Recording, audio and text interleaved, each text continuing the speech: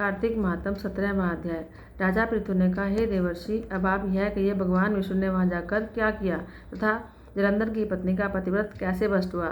नारद जी बोले, जलंधर के नगर में जाकर भगवान विष्णु ने उसकी पतिव्रता स्त्री वृंदा का पातिव्रत भंग करने का विचार किया। वह उसके नगर में एक उद्यान में जाकर रुक गए और रात में उसको स्वप्न दिया। यह उनकी माया थी। फिर उनकी माया द्वारा जलंधर की पत्नी पतिव्रता वृंदा ने रात को सपना देखा कि उसका पति नग्न होकर सिर पर तेल लगाए महिष पर चढ़ा है। वह काले रंग के फूलों की माला पहने हैं। उसके चारों ओर हिंसक जीव हैं। वह सिर मुड़ाए अंधकार में दक्षिण दिशा की ओर जा रहा है। उसने अपने नगर को समुद्र में डूबा हुआ देखा। इस प्रकार के बहुत से भयानक सपने देखे। फिर वह जाग गई और सपने के बारे में विचार करने लगी।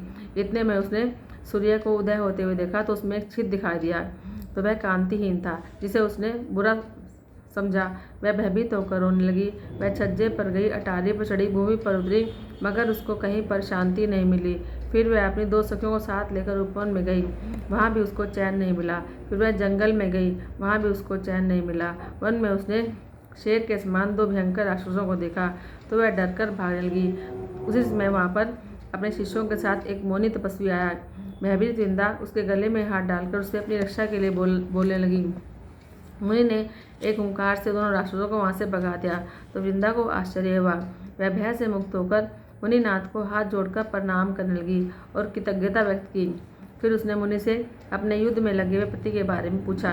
मुनि ने मौन होकर आगे पीछे देखकर कुछ कहना चाहा। उसमें 2 वानर मुनि के सामने आ गए। मुनि ने जो ही संकेत किया त्यों ही वह उड़कर आकाश में चले गए। फिर जलंधर का सिर पर धड़ लेकर मुनि के पास आ गए। तब वृंदा अपने पति को मरा हुआ जानकर मूर्छित होकर धरती पर गिर पड़ी और अनेक प्रकार के वचन कहकर रोने लगी। फिर मुनि से कहा, हे कृपानिधे, आप मेरे पति को जीवित कर दीजिए। पतिव्रता परायण दैत्य पत्नी ऐसा कहकर दुख की श्वास छोड़ती हुई मुनीश्वर के चरणों में गिर पड़ी।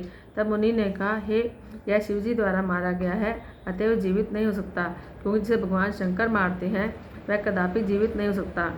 परंतु शरणागत की रक्षा करना सनातन धर्म है, अतः मैं इसको कृपा करके जला देता हूँ। नारद जी कहते हैं कि वह मुनि साक्षात विष्णु थे, जिन्होंने यह माया फैला रखी थी। वह वृंदा के पति को जीवित करके अंतर्ध्यान हो गए। जलंधर ने उठकर वृंदा का आलिंगन किया और उसका मुख चूमा।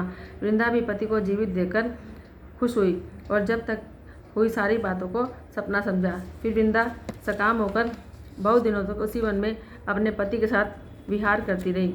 फिर एक दिन उसने संभोग काल के अंत में भगवान विष्णु को पहचान लिया। फिर उन्हें प्रताड़ित करती हुई बोली, हे पराई स्त्री से गमन करने वाले विष्णु, तुम्हारे शील को धिक्कार है। मैंने जान लिया तुम वह मायावी तपस्वी तुम थे।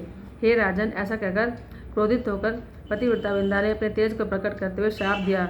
जो तुमने अपनी माया से 2 राक्षस मुझे दिखाए थे, वही दोनों राक्षस किसी समय तुम्हारी पत्नी का हरण कर लेंगे और उसके विरह में दुखी होकर तुम वानरों की सहायता से वन में भ्रमण करोगे।